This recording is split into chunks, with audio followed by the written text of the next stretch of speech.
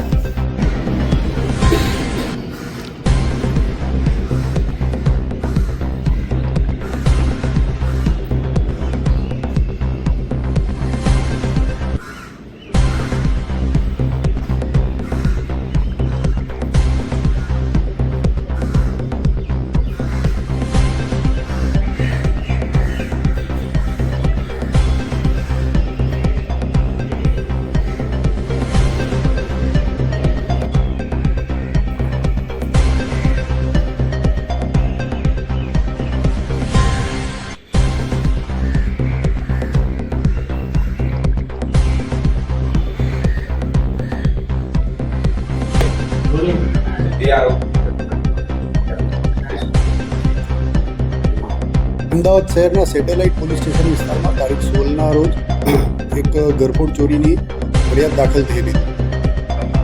જે ચોરીના કામે ફરિયાદીના રહેણાંક મકાનની બારી લાકડાની બારીના સ્ટોપર કોઈ સાધન વડે ખોલી કાઢવામાં આવેલા હતા, જેમાં લોખંડની ગ્રીલ લગાડેલી હતી.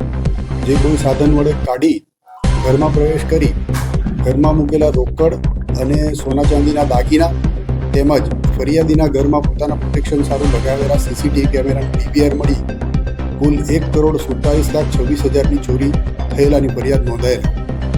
જેના કામે અમદાવાદ શહેર ક્રાઇમ બ્રાન્ચની અલગ અલગ ટીમો કામ કરતી તે દરમિયાન આ ગુનાની તપાસ સારી રીતે થાય અને ઝડપી એનો ભેદ ઉકેલાય તે હેતુસર પોલીસ કમિશનર શ્રી અમદાવાદ શહેરનાઓએ આ ગુનાની તપાસ ક્રાઇમ બ્રાન્ચને આગળ સોંપવામાં આવેલી હતી.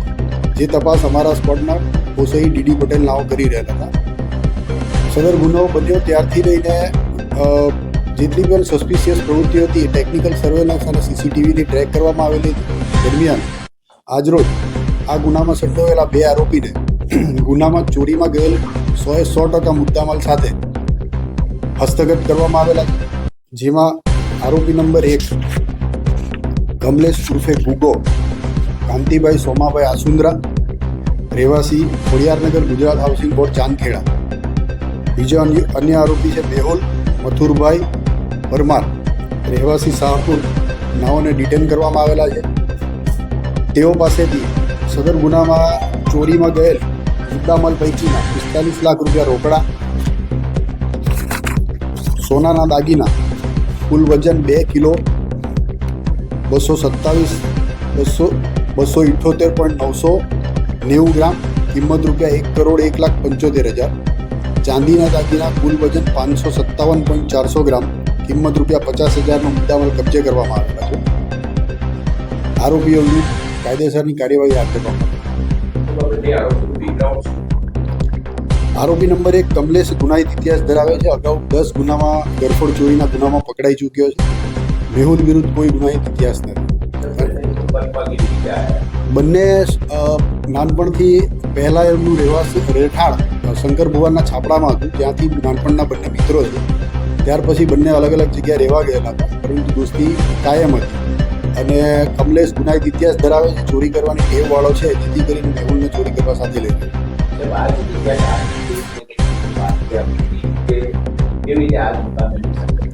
અગાઉ કમલેશે આ જ સોસાયટીઓમાં 2018માં ગુનાહિત ચોરી કરેલી છે, એટલે એને આ સોસાયટીની સારી રીતે વાકેફ હતો, માટે આ જગ્યા પસંદ.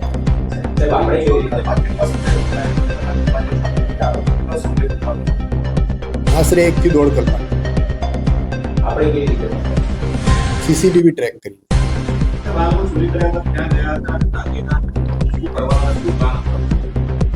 એ આરોપીની બેસિક પૂછપરછમાં એટલી જાણકારી મળી કે ચોરી કર્યા બાદ પોતે પોતાના રહેણાંક મકાને જઈને રોકડ 2 ભાગમાં ડિવાઈડ કરી દીધેલી હતી. થોડી રોકડ મેહુલના ઘરે હતી, થોડી આના પાસે હતી અને દાગીના બધા કમલેશે પોતાની પાસે રાખેલા.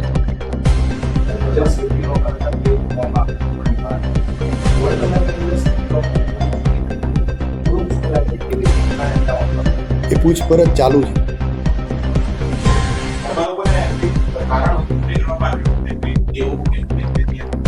ના, એવું હજુ ધ્યાને આપો.